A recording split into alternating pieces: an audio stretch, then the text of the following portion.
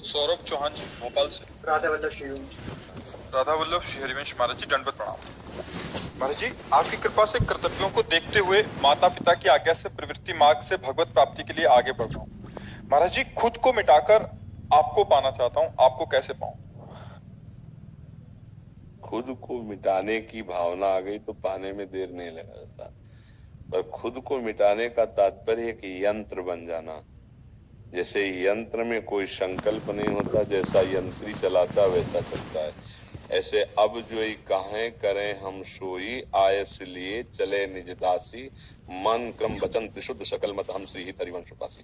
मन से, वचन से, कर्म से गुरुदेव की आज्ञा, शास्त्र आज्ञा में जीवन को समर्पित कर देने वाला अहम त्यागी होता है, और अहम त्यागी को भगवत साक्षात्कार बहुत जल्दी हो जाता है।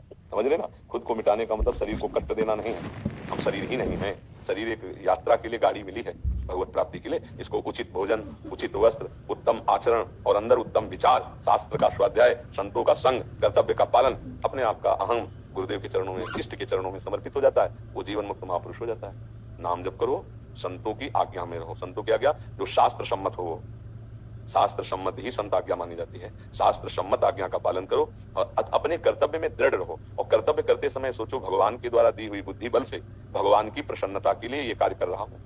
मेरे में सामर्थ्य नहीं है, मेरे श्री भगवान अंदर बैठकर करवा रहे हैं, और उस कर्म को भगवान को समर्पित कर दो, बस हो गया, आम समर्पित हो जाएगा। ठीक है। हाँ, जो इन 5 बातों को जीवन में उतार लेता है उसका अहम समर्पित हो जाता है। वेदो नित्य मधीयताम, शास्त्रों का रोज स्वाध्याय करना। संगा सत्सु विधीयताम, महापुरुषों का संग करना, संत महापुरुषों का संग करना। महावाक्यार्थस्य विचार्यताम, जो महापुरुषों ने वचन कहे उनका चिंतन करना, उनकी आज्ञा के अनुसार करना। समझ रहे? और इसके बाद एकांते सुखमाश्यताम, एकांत में सुखासन में बैठ करके नाम मंत्र रूप जो ध्यान कर पाओ उसमें तन्मय होना।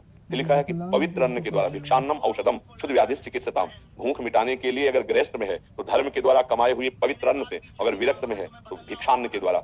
भिक्षा कई तरह की होती है हम अपने लोगों में, जैसे होती है मधुकरी भिक्षा, घर घर जाकर के 5 घरों से रोटी मांग के खाना। एक होती है आकाश वृत्ति, हम बैठे किसी से मांगेंगे नहीं, जो आ जाएगा उसी से हम अपना भरण पोषण करेंगे, उसी से हम अपना कार्य करेंगे, इसे आकाश वृत्ति कहते हैं। एक होती है अजगर वृत्ति, लेटा हुआ है सामने मुंह के जो आ गया। संतों की अलग अलग होती वृत्ति। तो ये गृहस्थी की धर्म पूर्वक कमाई से, वो किसी का दान पुण्य भंडारा ये सब न स्वीकार करे, स्वयं मेहनत की कमाई से वो जो नमक रोटी बने वो खाए, धर्म का पालन करे, तो उसका अहम गलित हो जाएगा, भगवान को प्राप्त हो जाएगा।